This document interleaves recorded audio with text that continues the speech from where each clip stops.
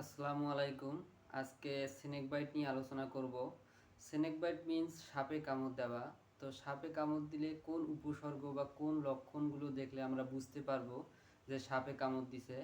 তারপর হচ্ছে প্রাথমিক চিকিৎসা সম্পর্কে জানবো এবং কোন কোন কাজগুলো বর্জন করতে হবে সেই সম্পর্কে আমরা আজকে অবগত হব।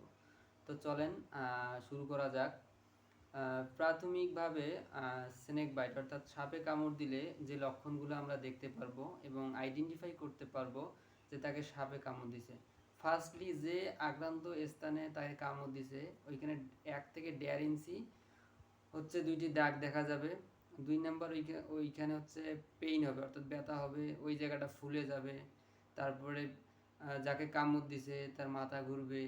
তারপরে হচ্ছে তার চোখের পাতাগুলো নিচে নেমে যাবে, ড্রো সাইনেস আমরা যা ইংরেজিতে বলি। এবং হচ্ছে সে বমি করতে পারে, তারপর সে প্রচুর ঘামতে পারে। এই সাইন সিমটমগুলো যদি আমরা দেখতে পারি তাহলে বুঝতে পারবো যে তাকে সাপে কামড় দিছে। তারপর 2 নাম্বার আমরা যে প্রাথমিক চিকিৎসাগুলো দিব, ফার্স্ট এইড আমরা দিব, সেইগুলো হচ্ছে পেশেন্টকে রিঅ্যাসিওর করতে হবে, মানে আশ্বস্ত করতে হবে যে আপনার কিছু হয়নি, ট্রিটমেন্ট করলে ভালো হয়ে যাবে, এভাবে তাকে আশ্বস্ত করতে হবে। তারপরে হচ্ছে ইমোবিলিটি। ইমোবিলিটি মানে হচ্ছে যে জায়গাটাতে কামড় দিছে, মনে করেন যে এই এই হাতে এইখানে কামড় দিছে, এইখানে কোনো একটি শক্ত কাঠ বা কোনো দিয়ে স্প্লিন দিয়ে তাকে কি করতে হবে, এই জায়গাটা বেঁধে দিতে হবে।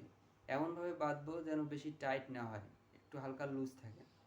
এবং বেশি আমরা নড়াচড়া করব না, কারণ সেখানে রক্ত চলাচল বেড়ে যে ওই বিষটা পুরো শরীরে ছড়িয়ে যেতে পারে। তারপরে হচ্ছে ইমিডিয়েট তাকে আমরা হসপিটালে নিয়ে যাব। হসপিটালে নিয়ে যে ডক্টরকে সব ডিটেলস বলতে হবে যে এই সময় কামড় দিছে, এই এই উপসর্গগুলো দেখা গেছে। তখন ডাক্তার সাহেব কী করবে, যে স্ক্রিনিং টেস্ট দিবে। স্ক্রিন টেস্ট করার পর যদি দেখে যে এটা বিষধর সাপ, তাহলে হচ্ছে তাকে অ্যান্টিভেনম দিবে অ্যাজ সুন অ্যাজ পসিবল। তারপরে যদি এটা স্ক্রিন টেস্ট করে দেখে যে এটা হচ্ছে কোনো বিষধর সাপ না, তাহলে তাকে কিছু ট্রিটমেন্ট দিবে। ট্রিটমেন্ট দেওয়ার পর তাকে বলবে যে আচ্ছা ঠিক আছে, আর কোনো সমস্যা নেই, আপনি বাসা যেতে পারেন। তারপরে হচ্ছে কোন কোন কাজগুলো করা যাবে না এইগুলো সম্পর্কে আমরা এখন জানবো। প্রথমত হচ্ছে যে আক্রান্ত স্থান অর্থাৎ যেখানে কামড় দিয়েছে সেখানে শক্ত করে বাঁধা যাবে না। বাঁধলে কি হবে, এখানে ব্লাড সার্কুলেশন কমে যাবে, তখন এখানে হচ্ছে ঘাও হতে পারে। 2 নাম্বার অনেকেই আমরা ভুল করি যে সাপে কামড় দিলে ওই রক্তটা চুষে মুখ দিয়ে বের করি, এটা করা যাবে না। এবং হচ্ছে 3 নাম্বার যে অনেকে কি করে ছুরি দিয়ে কেটে এখানে বিষাক্ত রক্তটা বের করার চেষ্টা করে, এটা করা যাবে না। তো এই কাজগুলো আমাদের অবশ্যই খেয়াল রাখা উচিত এবং এই লক্ষণগুলো যদি আমরা দেখি ইমিডিয়েটলি আমরা হসপিটালে নিয়ে যাব।